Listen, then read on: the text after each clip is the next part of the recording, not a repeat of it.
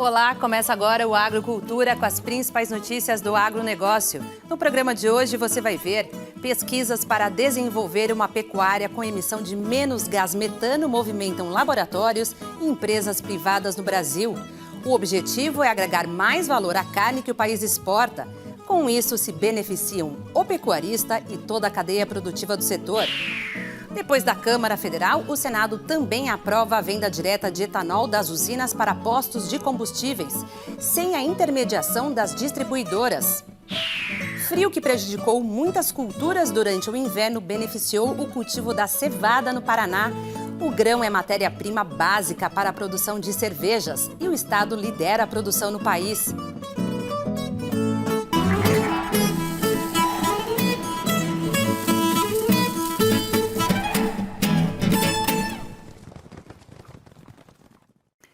A busca por uma pecuária com menos emissão de metano, um gás do efeito estufa, ganha impulso no Brasil.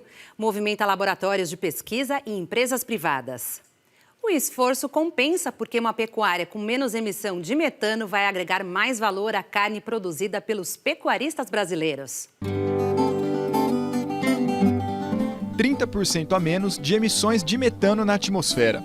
Esse foi o compromisso assinado pelo Brasil e outros 102 países na COP26, a Conferência das Nações Unidas sobre Mudanças Climáticas que foi realizada em Glasgow, na Escócia.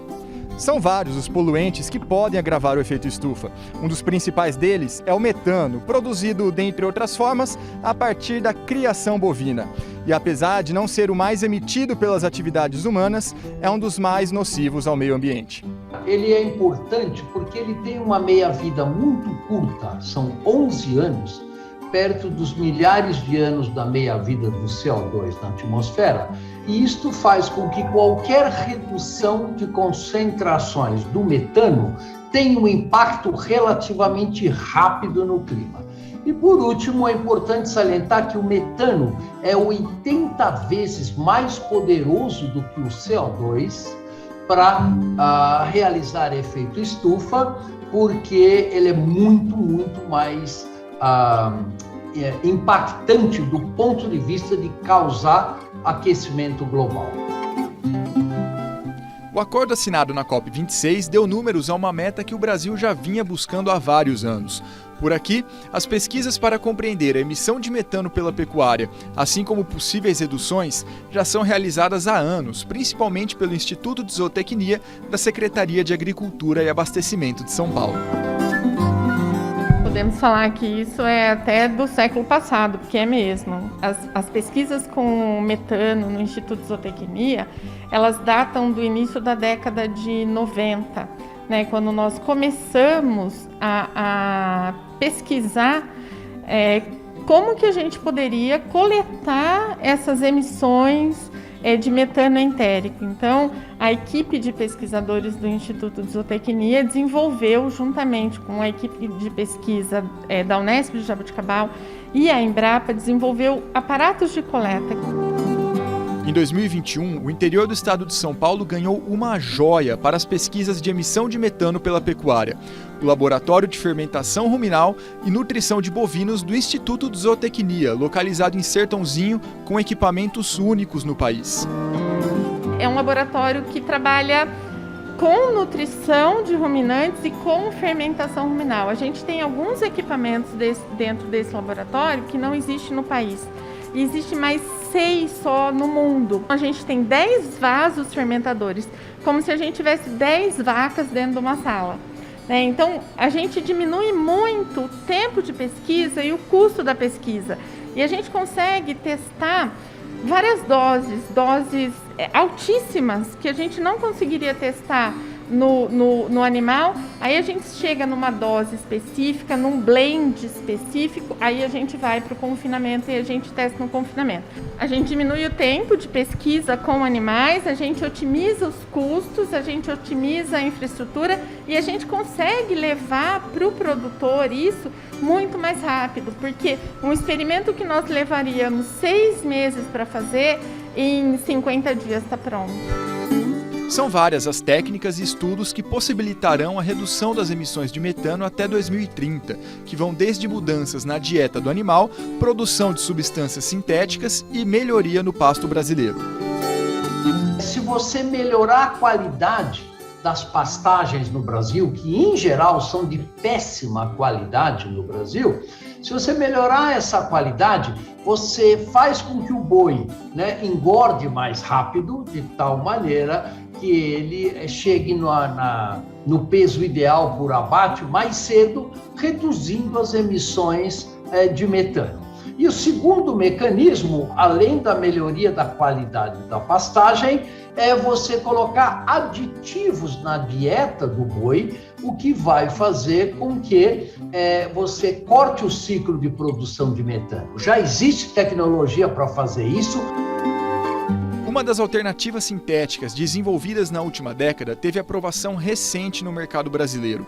É o Bovaer, desenvolvido pela empresa DSM. O aditivo promete a redução de 30% a 90% do metano emitido pelo gado, de acordo com a raça, tipo de manejo e dieta do animal. O Bovaer, ele tem um mecanismo muito simples. Na verdade, ele impede que as enzimas que transformam os ingredientes que estão no rumen do animal em metano façam esse trabalho. Então, existem micro-organismos, eles produzem a enzima e a enzima é responsável por essa formação do gás metano. Ele bloqueia a enzima e, com isso, reduz de 30% até 90% as emissões de gás metano. Para testar os resultados das pesquisas em larga escala, tanto o Instituto de Zootecnia como outras empresas estão fechando parcerias com grandes produtores e processadores de carne bovina pelo país. Existe uma possibilidade muito interessante de reduzir a emissão de metano diretamente pela ração. Isso está acontecendo. Tá? O que nós estamos fazendo agora com essa parceria com a DSM, como já vínhamos fazendo com as outras, é estudar, em alguns casos tem que estudar um pouco melhor a molécula. É o caso do capim-limão. Mas no caso do Bovaer já está bem estudado, já foi aprovado para uso, já podemos usar, agora é da escala comercial. Como se vê, o potencial do Brasil é muito grande, uma vez que o país possui capacidade de, ao mesmo tempo em que aumenta a produtividade da produção de carne, reduzir as emissões de metano por quilo de carne produzido. E o mais importante, os ganhos não são apenas ambientais. O crescimento sustentável permitirá também mais ganhos aos produtores, gerando uma relação benéfica em todos os setores. Toda vez que eu aumento a eficiência de produção do sistema, eu aumento a minha rentabilidade. Então, a sustentabilidade no quesito ambiental, ela é um dos pilares. Toda vez que eu uso tecnologias, que eu invisto em tecnologia, eu tenho um retorno econômico muito maior. Eu estou usando um pasto de melhor qualidade, eu estou usando uma genética de melhor qualidade, eu estou usando uma dieta que otimiza a utilização dos nutrientes, a minha eficiência é muito melhor e meu retorno econômico é muito maior. Você vai ver a seguir no Agrocultura. O frio que castigou diversas culturas no último inverno foi bom para a produção de cevada no Paraná. O grão é matéria-prima básica para a produção de cervejas. Senado aprova a venda direta de etanol dos produtores para os postos de combustível. Nós voltamos já.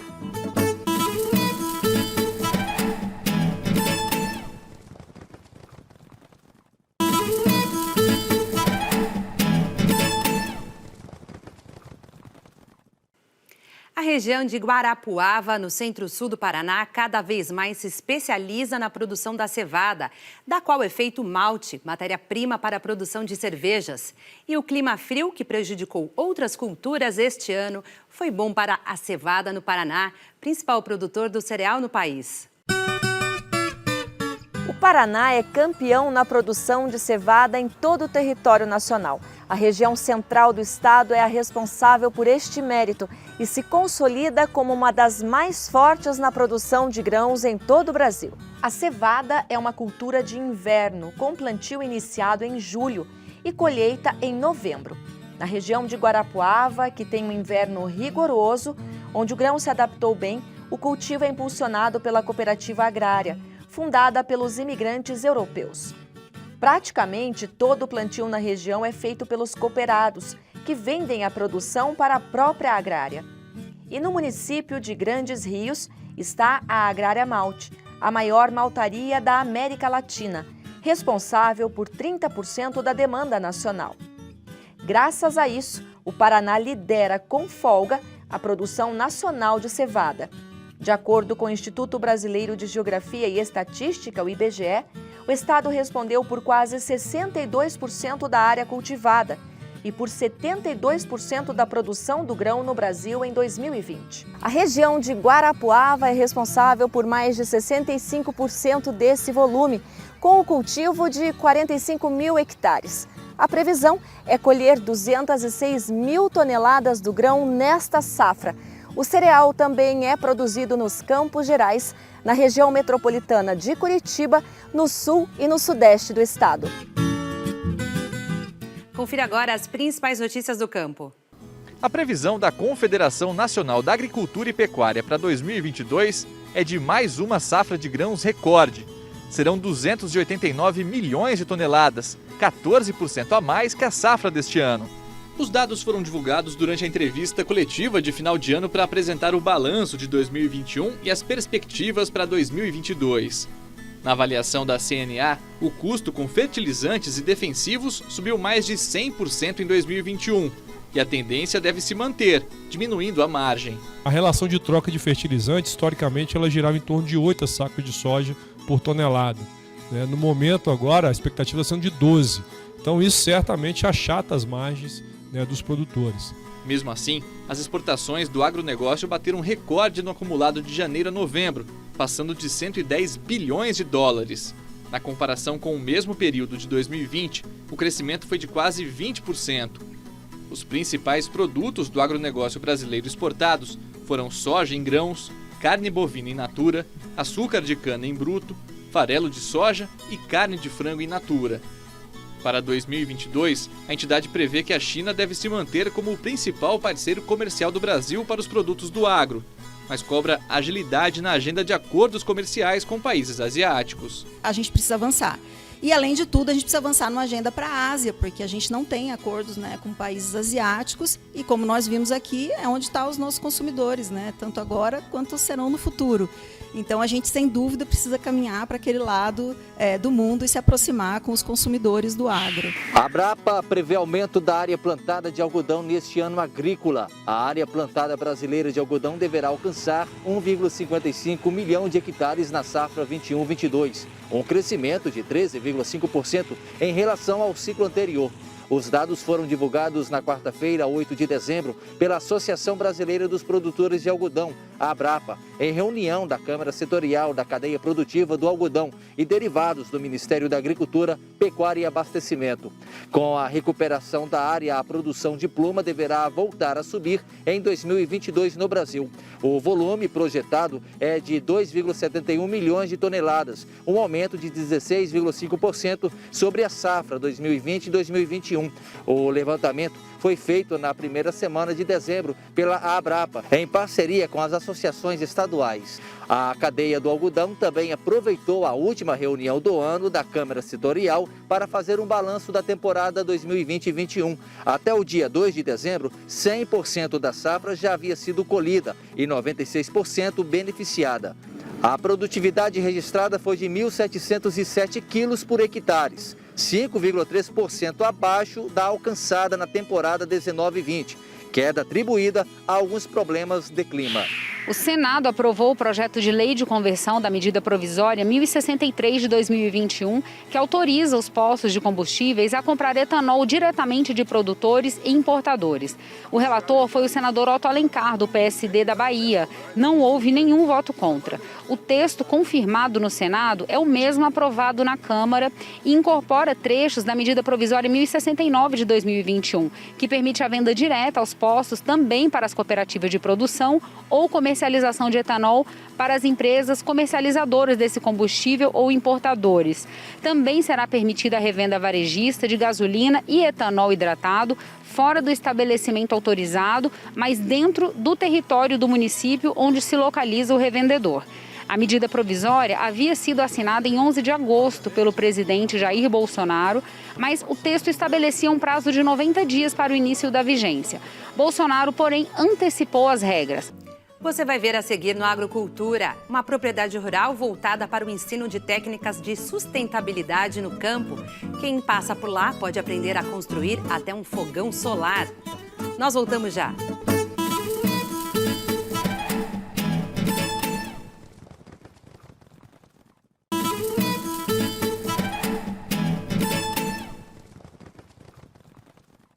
Uma propriedade rural no Espírito Santo foi transformada no Centro de Desenvolvimento Sustentável.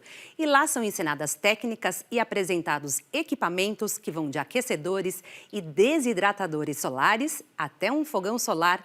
Muita gente visita o lugar para conhecer essas soluções e implantar nas suas propriedades. Guaçuvirá, seja bem-vindo. Guarde bem este nome. É mais que uma fazenda, é um exemplo de preservação ambiental. Nós estamos em Venda Nova do Imigrante, que é uma cidade do interior do estado do Espírito Santo, em uma comunidade chamada São José do Alto Viçosa. A ideia, assim, de ter uma área sustentável, com práticas que não agridem o meio ambiente, foi sonhada lá em 1970, por um argentino chamado Júlio Duenas. Porém, ele não conseguiu colocar em prática lá nos anos 70. Ele tinha alguns interesses em disseminar aquilo com a comunidade dele, porém a Argentina estava sofrendo uma ditadura militar. Então ele foi obrigado a ter que largar os sonhos dele de lado. Visto isso, ele veio para o Brasil tentar construir aquilo novamente. Aí ele conheceu várias pessoas aqui no Espírito Santo que tinham interesse em comum. No início eram centenas de pessoas. Elas partilharam desse interesse e foram colocar a mão na massa. Encontraram essa propriedade aqui no interior do estado, que estava com um valor muito acessível para ser comprada, porque aqui o agricultor, dono do terreno, ele tinha cortado as árvores para fazer carvão, as nascentes estavam assoreadas, existia pasto para gado e a agricultura que era plantada não tinha rotação, era sempre a mesma ano após ano, e isso fez com que o solo ficasse doente. O Júlio viajou muito, conheceu gente do mundo inteiro. Aonde ele ia, ele trazia uma ideia e realizava aqui no Guaçuvirá. Não sozinho, mas com a ajuda de vários voluntários.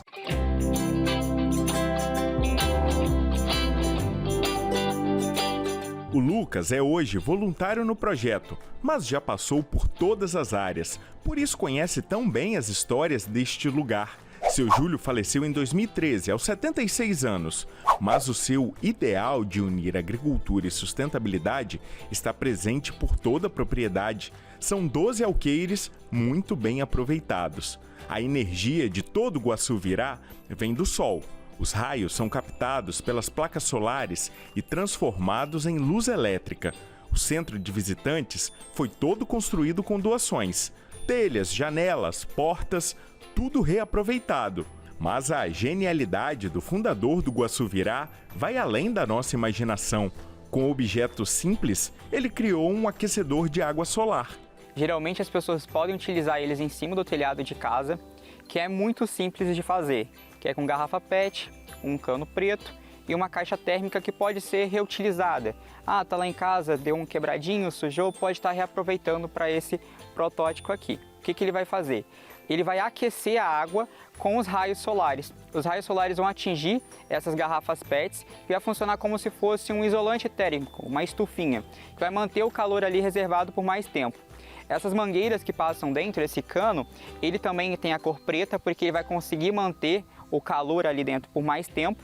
E a água gelada que passa dentro desses canos, que vem da nascente, é aquecida com esses raios solares, que vai ficar mais leve, menos densa. Então essa água quente ela vai ser empurrada por essa água gelada até essa caixinha de isopor que fica em cima. Assim, toda vez que a gente abrir a torneirinha, a água que sair vai ser a quente. Qualquer propriedade que tiver raios solares atingindo a superfície pode ser utilizada. E as invenções não param por aí. O sol é também fonte de inspiração para outros experimentos. Um deles é este aqui. Você tem ideia do que seja? Bom, olhando assim, parece uma grande parabólica metalizada, mas na verdade é um fogão solar. Isso mesmo, um fogão. E frita até ovo, olha só. E aí você me pergunta, quanto tempo levaria para fritar um ovo num fogão como esse? A resposta é simples, o dobro do tempo que levaria num fogão convencional. Se no fogão convencional a gente gasta entre 2 e 3 minutos para fritar um ovo, aqui levaria entre 4 e 6 minutos. E o melhor, o fogão ele é móvel, ó, e ele busca os raios solares. Este aqui é um desidratador de alimentos solar.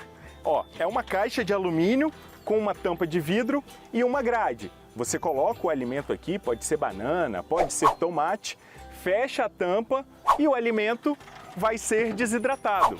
Quanto tempo dura para desidratar um alimento solar? Hoje eu tô cheio de pergunta, não é mesmo? Um dia. Um dia você consegue desidratar uma banana, por exemplo. A primeira reação é de susto. Como assim tão simples? Desidratar um alimento, então é assim que funciona? Essa é a primeira reação. A segunda é como que faz? Quero levar para minha casa. Então aí a gente já ganha o nosso dia. Já vimos que essa ideia de sustentabilidade, de reutilizar o material que ia ser descartado, deu certo. Então essas pessoas elas ficam fascinadas, levam para casa. A gente tem relatos de pessoas que têm desidratador de alimento em casa, fogão solar, roda hidráulica, aquecedor de água, que tudo eles aprenderam aqui e levaram para casa.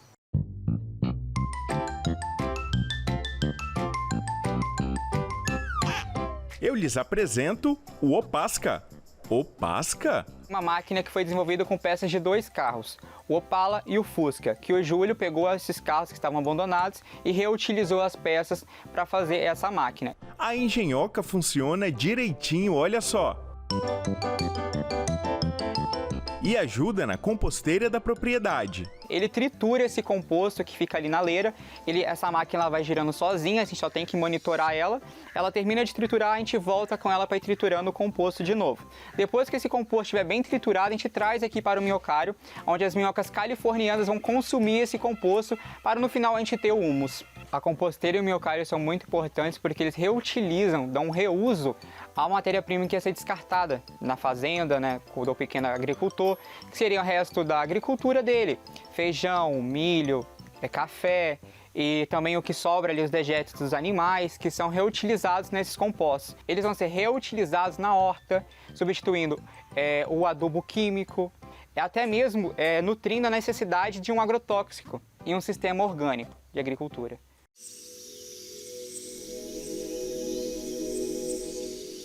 Mas o grande tesouro do Guaçuvirá ainda está por vir.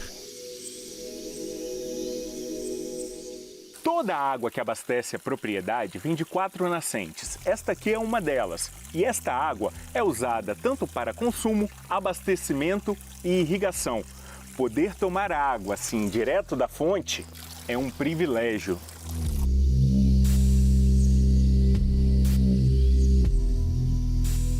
Nascentes protegidas, bem diferente de anos atrás. Aqui a gente tinha carvoarias, que as árvores que eram extraídas desse terreno, elas eram queimadas aqui para a fabricação do carvão.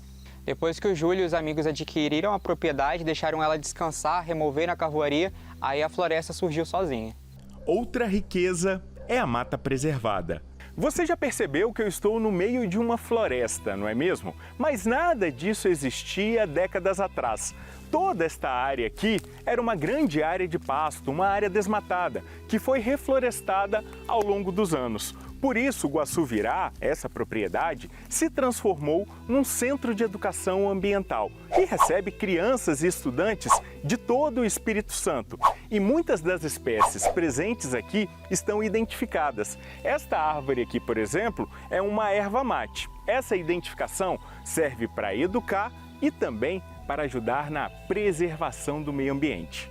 O IEMA ele tombou o Guaçuvirá como Centro de Educação Ambiental do Espírito Santo, existem 8 atualmente, e foi visto os trabalhos que o Júlio e seus amigos estavam fazendo aqui na propriedade, que ganhou grande reconhecimento estadual, a nível até nacional, e aí com isso o IEMA veio conhecer o projeto e nos deu o título. Foram centenas de pessoas de todo o Brasil, de todo lugar, escolas, instituições privadas que vieram, cada um com um pouquinho de mudas e foi reflorestando aos pouquinhos, até ter essa dimensão que a gente tem hoje. Quando não há espaço para reflorestar aqui, o Guaçuvirá busca outras áreas de sítios vizinhos que também trabalham com essa pegada, para a gente estar levando esses turistas, essas escolas para estar reflorestando. O resultado de tanto esforço está aí, pintado nas árvores. A gente tem aqui no Guaçuvirá centenas de líquens espalhados por todas as árvores, líquens laranjas, brancos, verdes e o mais importante, o vermelho.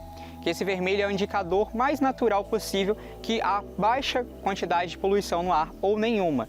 Ele é um indicador aéreo, o melhor que a gente tem hoje falando de forma natural.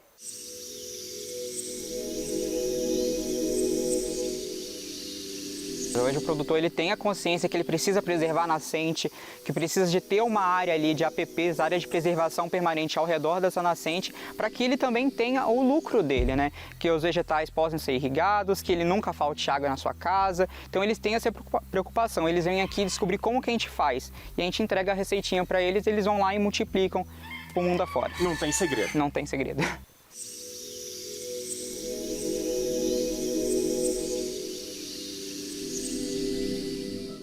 O programa Agricultura de hoje termina aqui. Até a próxima semana.